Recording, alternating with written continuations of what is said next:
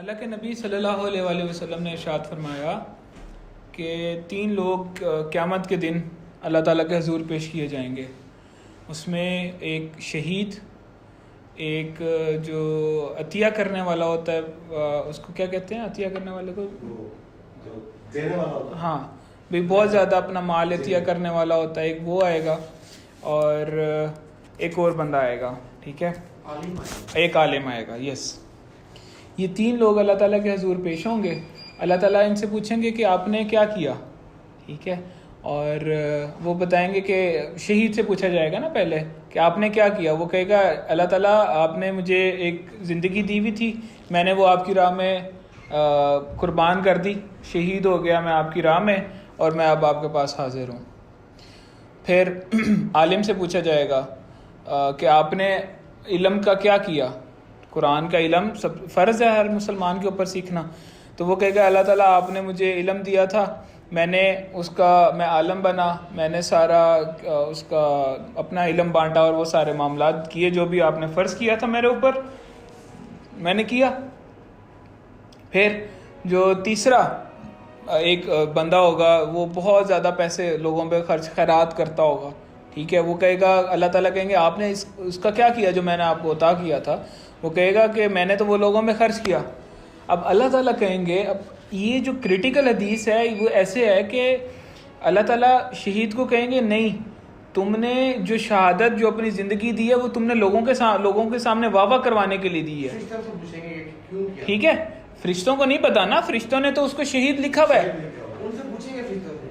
ٹھیک ہے. اسی طرح اگر عالم کے بارے میں ہے تو اسے فرشتوں نے تو اس کو عالم لکھا ہوا ہے، اور ایز اے عالم اللہ تعالیٰ کی بارگاہ میں اس کو فرشتوں نے پیش کیا ہے. لیکن اللہ تعالیٰ کہیں گے کہ نہیں، اس نے صرف لوگوں سے اپنی تعریف کروانے کے لیے، لوگوں کے اندر مشہور ہونے کے لیے کہ میں عالم ہوں. دوسرے کو کہیں گے لوگوں میں مشہور ہونے کے لیے کہ اس نے اپنی جان دے دی. تیسرے کو کہیں گے بھی یہ بہت زیادہ پیسے خرچ کرتا تھا، خیرات کرتا تھا، تو اسی وجہ سے تم لوگوں نے یہ کیا، میرے لیے تو نہیں کیا، دکھاوے کے لیے کیا تم سب نے. یہ اللہ تعالیٰ تینوں کو اونڈے منہ کر کے جہنم میں ڈال دیں گے. اللہ اکبر، کتنی گہرائی ہے اس حدیث میں کہ آپ کوئی ایسا کام نہیں کر سکتے جس میں دکھاوا ہو. آپ مطلب سوچو اس بات کو کہ یار میں اگر صدقہ کروں یا کسی کو بتا کے صدقہ کروں تو دکھاوے کی میرے اندر خدا نخواستہ نیت آ گئی، پھر دکھاوے کی نیت آ گئی تو میرا کیا بنے گا؟ میرے تو سارے گناہ، یہ جو ثواب ہے وہ ضائع، ساری نیکیاں ضائع. کیا خیال ہے اس بارے میں؟ تو یس، چھپاؤ، صدقہ بھی چھپاؤ، اپنی خیرات بھی چھپاؤ، بتاؤ ہی نہ کسی کو. صدقہ خیرات زکوٰۃ بھی بتا کے نہیں دینی، کیونکہ اللہ تعالیٰ ہماری بتانے کا محتاج نہیں ہے. ٹھیک ہے، اور ڈاکٹر صاحب یہ بھی ہے کہ صدقہ پوچھ کے دو کہ تم صدقہ لو گے. نہیں جی، یہی تو میں آپ کو بات سمجھا رہا ہوں کہ پوچھ کے نہیں دینا. کوئی بندہ، آپ بتائیے کہ اگر آپ اس اللہ تعالیٰ آپ کو خدا نہ خواستہ اس جگہ پہ پہنچا دے، آپ کے ابھی ماشاءاللہ معاملات کچھ اور ہیں، کچھ عرصے بعد کچھ اور ہوں گے. کوئی بندہ اگر آپ سے پوچھے گا کہ یار آپ خان صاحب صدقہ لیں گے، آپ بے شک آپ کے جتنے مرضی حالات برے ہیں، آپ کے گھر میں کتنے عرصے سے فاقہ چل رہا ہے، کیا آپ لیں گے؟ نہیں لیں گے. آپ کہیں گے نہیں یار میں نہیں لوں گا صدقہ، تو میں بالکل بھی نہیں لوں گا. وہی کیفیت ہے انسان کو درد دل اور جو سیلف رسپیکٹ ہے اگلے کی وہ بچانے کے لیے، عزت نفس کو بچانے کے لیے یہ قدم اٹھانا پڑے گا کہ اگر آپ نے اپنی لائف میں صدقہ خیرات زکوٰۃ دینی ہے، نہ بتائیے اگلے بندے کو کہ یار یہ میں زکوٰۃ دے رہا ہوں یا یہ میں صدقہ دے رہا ہوں. چپ کر کے ایک ہاتھ سے دیجئے، دوسرے ہاتھ کو بھی نہ پتہ چلے. یہ ہمارا کنسیپٹ ہے. یہ جو ہم نے اتنی بڑی حدیث ہے اس کے دیکھو نا، اندر گھس کے دیکھو آپ تو یار کتنی ڈیپ بات ہے یہ کہ اللہ تعالیٰ کتنا بڑا درد دل رکھنے والا ہے. خیر، اللہ تعالیٰ ہمیں اس عمل سے بچائے، آمین آمین، اور ہمیں آپ صلی اللہ علیہ وآلہ وسلم کی سنت پر عمل کرنے کی توفیق عطا فرمائے. کیونکہ یار میری سوچ جو ہے یہاں پہ آ کے اٹک جاتی ہے کہ انسان اس دنیا میں آ کے ان 3 اعمال سے بڑے اعمال کوئی نہیں ہے انسان کے لیے. کیا خیال ہے؟ خیرات کرنے سے کہ اللہ تعالیٰ نے اتنا دیا ہے. علم بانٹنے سے, علم بانٹنے, کسی کی مدد کرنے سے, ہے نا, اور یہ اپنی جان دینے سے. اس سے ان تینوں مالوں سے بڑا تو آپ لوگوں کے نزدیک کوئی مال نہیں ہے, ہے نا, کیونکہ سب سے پہلے اپنی جان, پھر اپنا مال, اور پھر اپنا علم. یہ سوچنے والی بات ہے جی, بہت سوچنے والی بات ہے. اور اللہ خیر کرے. ابھی سیزن آ رہے ہیں وہ صدقہ اور خیرات کے جو سیزن آتے ہیں, آپ کبھی بھی آ سکتے ہیں, ہاں کبھی بھی کر سکتے ہو صدقہ اور خیرات, ٹھیک ہے. اور ہاں کیا اترتی ہے, ہاں جی, تو ایسے کرنا ہے اپنی بلاؤں کو ٹالنے کے لیے صدقہ کیجیے, بغیر بتائے صدقہ کیجیے. اچھا, اس میں ایک اور بھی منت والا کنسیپٹ آپ لوگوں کو پتہ ہے. منت والا معاملہ نہیں کرنا چاہیے اللہ تعالیٰ کے ساتھ, وہ تو شرط ہوگی. منت سے مراد پتہ ہے نا آپ کو کہ شرط, ہاں اگر یہ ہوگا تو میں یہ کروں گا, ایسے نہیں کرنا. صدقہ کیا کہتے ہیں, اللہ تعالیٰ کو کہتے ہیں اے اللہ تعالیٰ میں نے یہ آپ کے راہ میں قربان کیا ہے, یہ اپنی چیز لگائی ہے, یہ اپنا جانور ذبح کیا ہے, تو اس کے وسیلے سے, میری اس نیکی کے وسیلے سے میرے اوپر جو بلا آئی ہوئی ہے اس کو ٹال دے. یہ تو صدقہ آپ کرتے ہیں, وہ لگتے ہیں نا, بنتے ہیں ایسے مانگتے ہیں. ہاں اللہ آ جاتی اللہ کی چیز کا محتاج ہے. کسی دربار میں بھی چلے جاتے ہیں, ہاں ہاں, تو اس کی سمجھ لگتی ہے کوئی آپ لوگوں کو؟ یہ ہمارے اتنے درباروں پہ اور وہ سارے معاملات کیوں کرتے ہیں لوگ پھر؟ برے صغیر میں ہے نا بس. لیکن مجھے ایک بات اچھی لگتی ہے. اکرام صاحب آپ کیوں نہیں کچھ بول رہے؟